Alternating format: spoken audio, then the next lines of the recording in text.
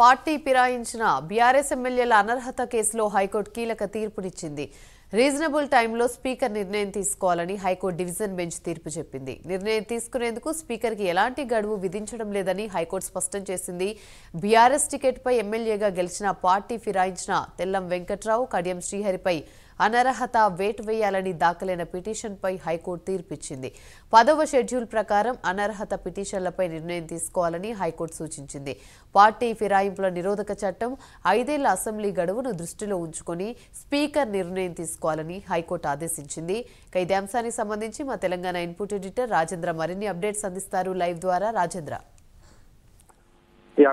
కాసేపు క్రితమే తెలంగాణ హైకోర్టు కీలక నిర్ణయం ఇచ్చిందని చెప్పవచ్చు. పార్టీ ఫిరాయించిన బీఆర్ఎస్ ఎమ్మెల్యేల అనర్హత విషయంలో ఇప్పటికే సింగిల్ బెంచ్ కోర్టు ఇప్పటికే వాళ్ళ మీద నిర్ణీత గడువులోగా స్పీకర్ చర్యలు తీసుకోవాలని ఆదేశించిన నేపథ్యంలో అసెంబ్లీ కార్యదర్శి ఇదే అంశం మీద సింగిల్ బెంచ్ డివిజన్ ఇచ్చినటువంటి కోర్టు అంశం మీద డివిజన్ బెంచ్ కి అప్పీల్కి వెళ్ళిండు. ఈ నేపథ్యంలో ఇరుపక్షాల వాదన విన్న తర్వాత కాసేపు క్రితమే హైకోర్టు డివిజన్ బెంచ్ కీలక నిర్ణయం చేసింది.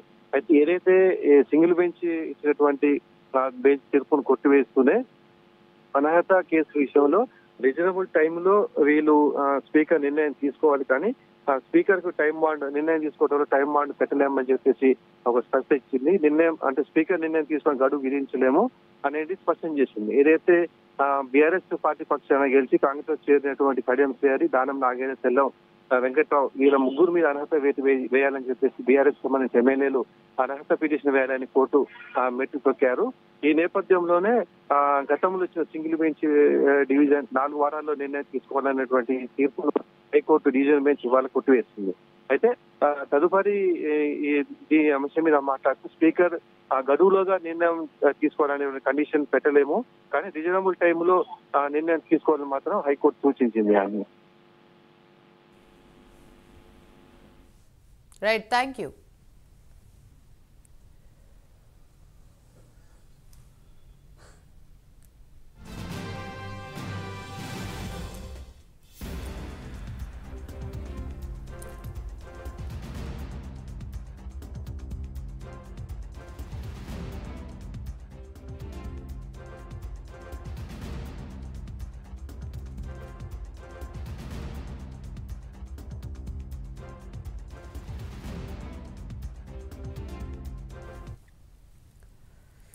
దర్శకుడు రామ్ గోపాల్